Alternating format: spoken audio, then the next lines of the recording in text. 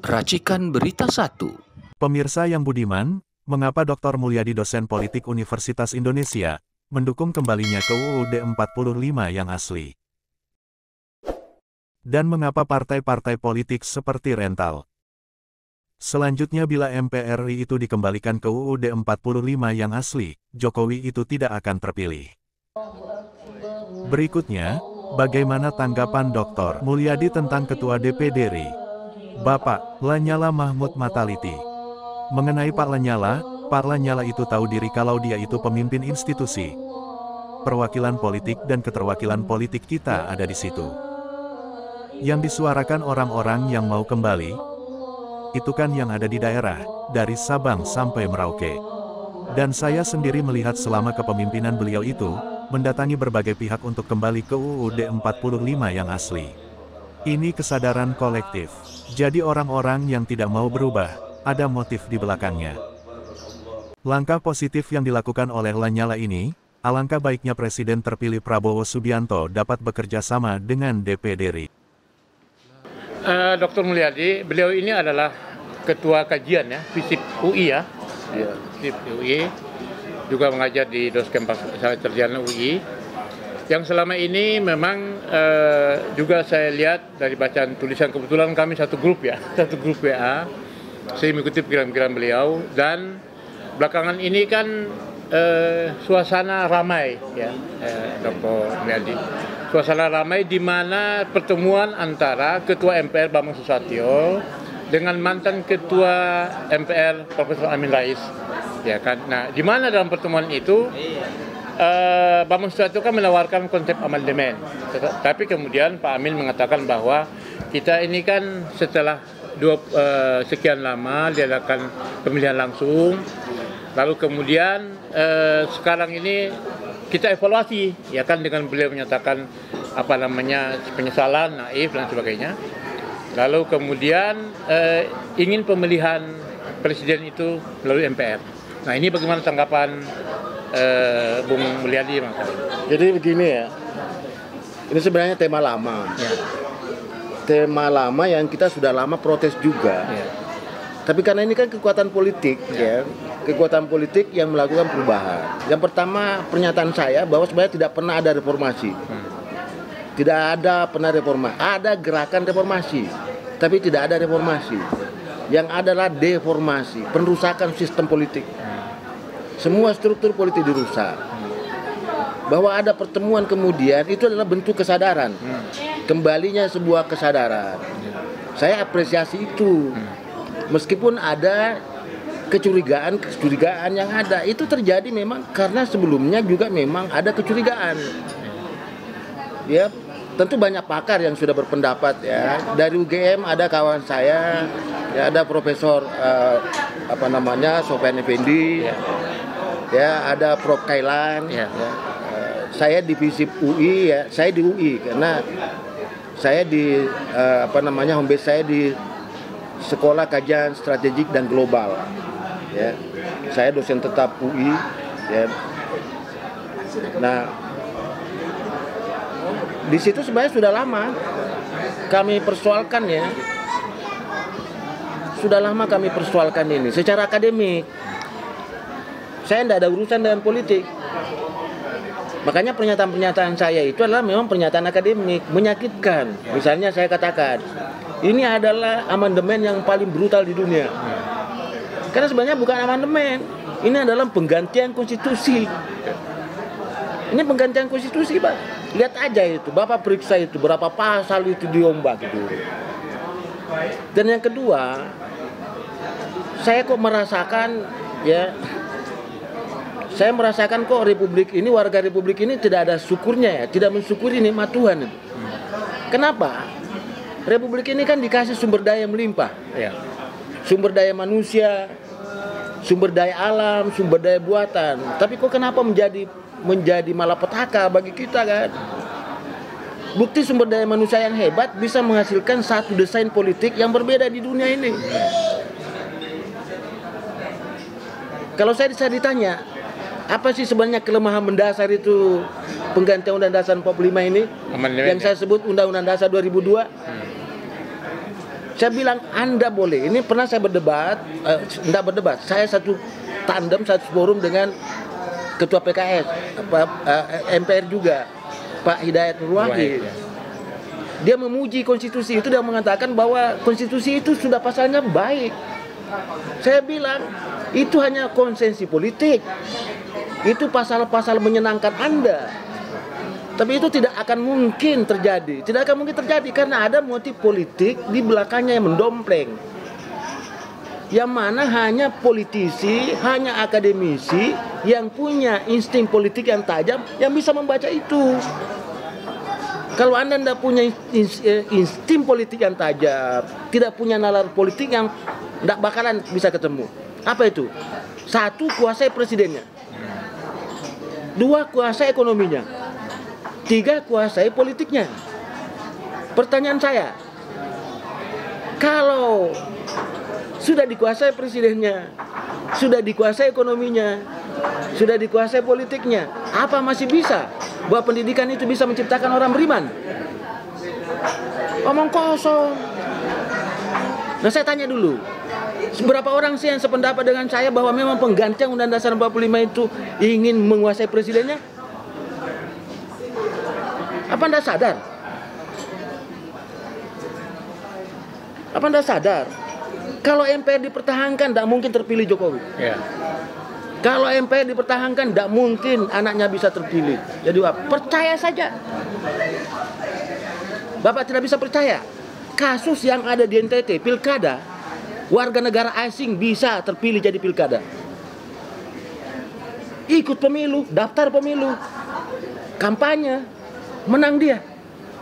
Dan terpilih itu warga negara Amerika Serikat. Kenapa? Karena tadi salah satu implementasinya, kuasai politiknya, itu mengubah jenis partai politik paling buruk di dunia. Apa itu? Partai rental.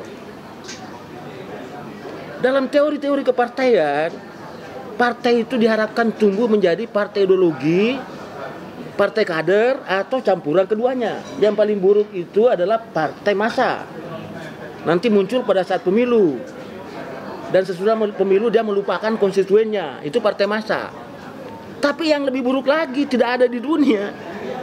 Ini Indonesia mempraktekkan namanya partai rental. Itu ada di dalam konstitusi pasal 6A ayat 2 klausul terakhir. Kandidat presiden diusul oleh gabungan partai politik. Di mana Anda belajar itu? Pakar mana yang bisa jelaskan kepada saya itu? Pasti pakar palsu itu. Tidak ada di dunia ini boleh partai mencalonkan kader partai lain. Akhirnya apa? Jadi partai rental kan? Ada kadernya tapi tidak mau diusulkan. Bukti apa lagi? Bahwa itu jenis kerusakan. Kalau Anda mengatakan bahwa kerusakan republik ini berdasarkan dari partai politik, asal usul, inilah terjadi karena konstitusi mengubah tadi. Kandidat presiden diusulkan oleh gabungan partai. Dia bikin bersekongkol di situ. Bapak mau apa? Solusinya apa kira-kira? Ya kembali ke Undang-Undang Dasar 45. Kembali ke Undang-Undang Dasar 45 dan lakukan perubahan secara adaptif. Hilangkan 3 tadi itu. Apa motifnya Anda mau ganti presiden? Mengapa Anda keberatan kalau presiden itu adalah bangsa Indonesia asli? Saya tanya dulu. Loh, dia yang dijajah kok. Lahirnya Indonesia ini berbeda dengan Amerika Serikat. Amerika Serikat itu dibangun para orang-orang yang tinggalkan daerahnya, membentuk koloni, kemudian bikin negara. Loh, Indonesia ini dibangun dari bangsa-bangsa lama, negara-negara lama. Kesultanan-kesultanan lama ya. Ini sistem politik yang paling bagus. Semua negara di dunia rata-rata cuma 2 struktur politiknya. Infrastruktur, 1 partai politik, media massa, kelompok kepentingan, dan elit. Di atasnya ada trias politika. Presiden, legislatif, eksekutif, legislatif, yudikatif. Indonesia beda, Pak. Masih ada superstruktur namanya Dewan Pertimbangan Agung. Di atasnya lagi ada namanya MPR. MPR itu institusi penjelmaan rakyat, bukan institusi perwakilan politik. Ya. Ini saya bicara politik, itu wilayah saya. Kalau Anda komplain, masuk dulu di ilmu politik. Ya. Lalu kemudian pandangan Dr. Mulyadi terhadap kepemimpinan DPD di bawah Lanyala Mataliti selama ini yang ingin kembali ke Undang-Undang 45 asli. Nah, sedangkan DPD itu kan produk daripada amandemen. Kan ada masalah. Kan ada masalah. Ya. Kalau kembali ke Undang Dasar 45, ya, dilakukan adendum. Ya. Apakah bisa dipertahankan? Secara konsepsional, secara teoritis, DPR dengan DPD itu sama warnanya. Dia institusi perwakilan politik, bisa digabung, bisa dipisah. Tergantung mau apa. Malah kalau Bapak bicara tentang DPD keterwakilan politik dan perwakilan politik, sebenarnya kandungan politiknya itu tinggi, lebih tinggi itu DPD. Nah, Kenapa? Karena teritori politiknya dia mewakili tadi, ya. Itu kan ada lokal politik, lokal government, lokal administratif. Ada 3 di situ berkumpul. Wilayahnya mereka adalah provinsi, Pak. iya, iya. Sementara yang lain cuma dapil. Iya. Berarti lebih tinggi itu Ya ya? lebih tinggi lah kalau bicara itu. Nah, makanya saya bilang tadi, ini juga kesalahan. Kalau dia mau mengcopy Amerika Serikat, copy aja. Iya. Kenapa Anda jujur copy paste Amerika Serikat? Kongresnya dengan senatnya. Apa-apaan yang terjadi? Kalau terjadi kekosongan pemerintahan, siapa yang mengambil kekuasaan? Masa menteri? Iya. Menteri luar negeri, menteri pertahanan, menteri dalam negeri. Apa urusannya? Menteri itu pembantu presiden. Nggak punya justifikasi politik, nggak punya legitimasi. Kan ada DPR, ada MPR, ada DPD. Kenapa bukan dia yang megang kekuasaan? Ketika presiden terjadi kekosongan, kasihkan dia MPR yang pegang. Ini kan desain politik yang Keliru ya? keliru. Nah sementara MPR kan sudah selesai. Iya. Coba salah satu kesalahannya ini nanti, kalau presiden berhalangan tetap diganti oleh wapres. Ketika wapres yang ada MPR yang pilih, MPR yang pilih berbeda kualitasnya, Pak. Karena satu dipilih oleh pemilu, satu dipilih oleh MPR. Kan sering saya katakan, ini kasus yang terjadi di DKI. Dulu saya kritik. Kenapa bukan yang wakil gubernur itu adalah orang yang ikut pemilu? Kenapa? Kan dia punya suara. Kok tiba-tiba yang gantikan ini wakil, Iya, tidak kan gubernurnya hilang nih, Iya. diganti oleh wakil gubernur. Iya. Wakil gubernurnya naik jadi gubernur, Iya. diganti lagi oleh wakil gubernur. Wakil gubernurnya pendatang, diimpor dari luar. Saya orang Jakarta keberatan, secara teoritis. Karena saya tidak pernah kasih mandat politik. Iya. Orang DKI juga tidak pernah kasih mandat politik untuk pemerintah saya. Kok tiba-tiba ada kesepakatan partai itu sama kualitasnya itu, Pak? Jadi tidak benar itu. Itu adalah kerusakan politik yang terjadi yang kita tidak sadari. Nah, sekarang apa salahnya? MPR itu adalah institusi penjelmaan rakyat. Dia rakyat itu menjelma ke dalam dirinya sendiri. Untuk melaksanakan, rakyat itu bisa kedaulatan rakyat itu bisa ada kalau rakyat berdaulat. Nah, kalau rakyat tidak berdaulat, omong kosong itu ada kedaulatan rakyat itu. Nah, buktinya dia bisa berdaulat. Dia bisa mengangkat presiden sekaligus memberhentikan. Kenapa kita tidak bisa turunkan Jokowi? Karena tidak ada MPR. Kalau ada MPR, kita tekan MPR. Kapan MPR tidak merasa, berarti itu bukan penjelmaan rakyat. Ya kan? Iya. Coba Soekarno, Soeharto, Gus Dur, itu karena MPR semua sekarang. Dan itu yang dihindari. Iya. Dia mau ambil presidennya, kuasai ekonominya, kuasai politiknya, baru perkuat sistem presidensial. Saya bilang, secara teori politik, namanya teori kekuasaan, justru presiden itu harus diperlemah, bukan diperkuat. Jangan keliru, dia memegang kekuasaan. Sistem presidensi itu kepala negaranya, tangan kanan, tangan kirinya kepala pemerintahan. Kalau tidak ada yang kontrol, mampus kita. Kenapa mesti dia diperkuat?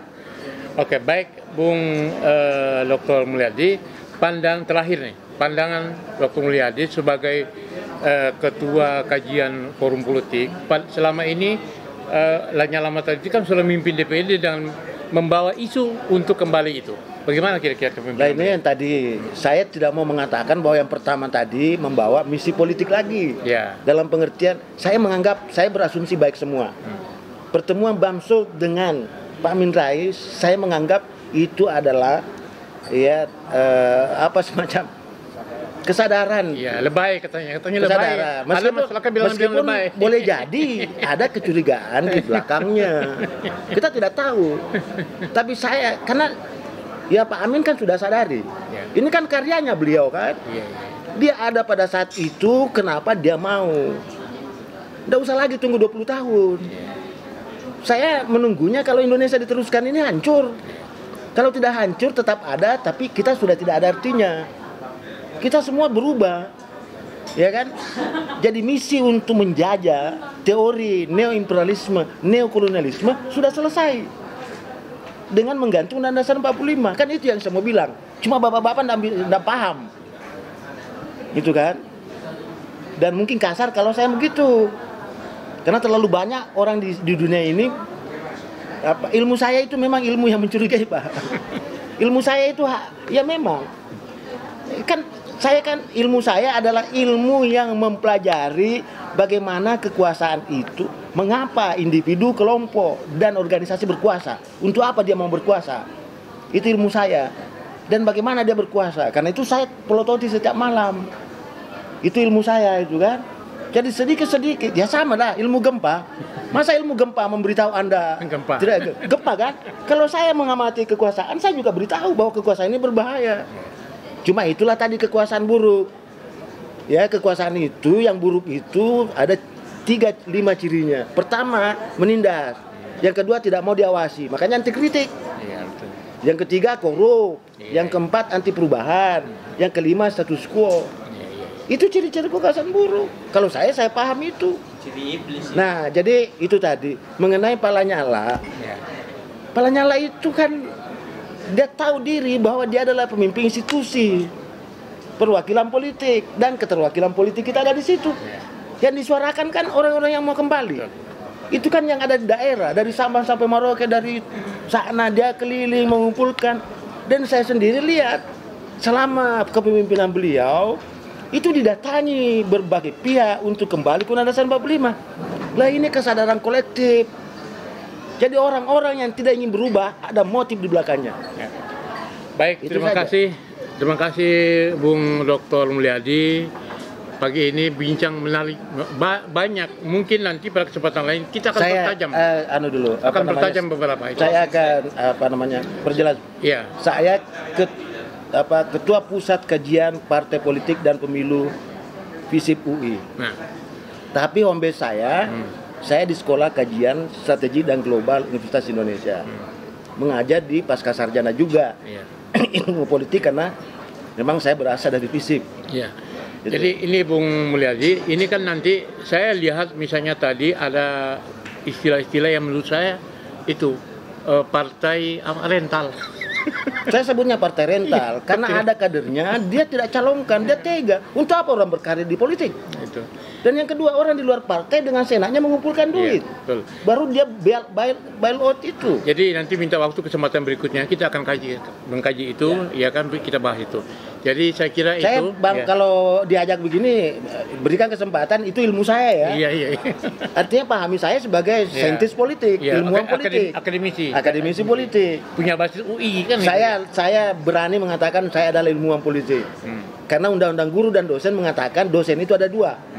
Ya, selain pendidik profesional dia juga ilmuwan. Cuma dosen-dosen sekarang tidak mau berani mengaku sebagai ilmuwan. Entah karena kurang kapasitas, malu-malu, atau dia tidak percaya diri. Betul, iya. Ya kan? Boleh jadi. Iya. Atau dia memang ada di belakangnya itu. Iya. Kalau dia mengaku sebagai dosen, sebagai ilmuwan, nanti orang lain tunjukin, lu bukan dosen kok.